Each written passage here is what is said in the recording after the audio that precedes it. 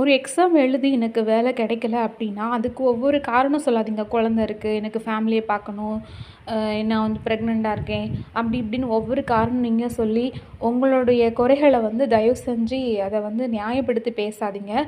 ஒவ்வொரு வின்னர்ஸ், ஒவ்வொரு அச்சீவர்ஸோட full details and அவங்களோட லைஃப் ஸ்டோரி நீங்க கேட்டீங்க அப்படின்னா, அவங்களும் வந்து ப்ரெக்னன்சி ஆயிருப்பாங்க. அவங்களும் சின்ன குழந்தைங்கள வச்சு தான் என்ன செஞ்சிருப்பாங்கன்னா படிச்சிருப்பாங்க. ப்ரெக்னன்ட் டைம் தான் எக்ஸாம் எழுதியிருப்பாங்க. ப்ரெக்னன்ட் டைம் தான் படிச்சிருப்பாங்க. அவங்களுக்கும் சின்ன சின்ன குழந்தைங்க இருப்பாங்க. அவங்களுக்கும் நெறைய ஸ்ட்ரகிள் இருக்கும். நெறைய ஃபேஸஸ் ஆஃப் ப்ராப்ளத்த பார்த்துருப்பாங்க. இதெல்லாம் கடந்து தான் அவங்களும் அச்சீவர்ஸ் ஆயிருக்காங்க. ஸோ எப்பவுமே வந்து ஒரு விஷயம் வந்து பண்ணிட்டோம் அப்படின்னா, அதுக்கு உங்கள நீங்களே ஏதாவது ஒரு காரணத்த சொல்லி, அதனால தான் இப்படி ஆச்சு அப்படின்னு சொல்லி தயவு செஞ்சு அந்த தோல்விக்கு வந்து இதுதான் ரீசன் அப்படின்னு சொல்லிட்டு ஒரு முட்டுக்கட்டை போடாதீங்க. எப்பவுமே வந்து ஒரு தோல்வி கிடைச்சுன்னா, அத ஒரு பாசிட்டிவா நெனச்சு, அத வந்து முன்னேற தான் பார்க்கணும்.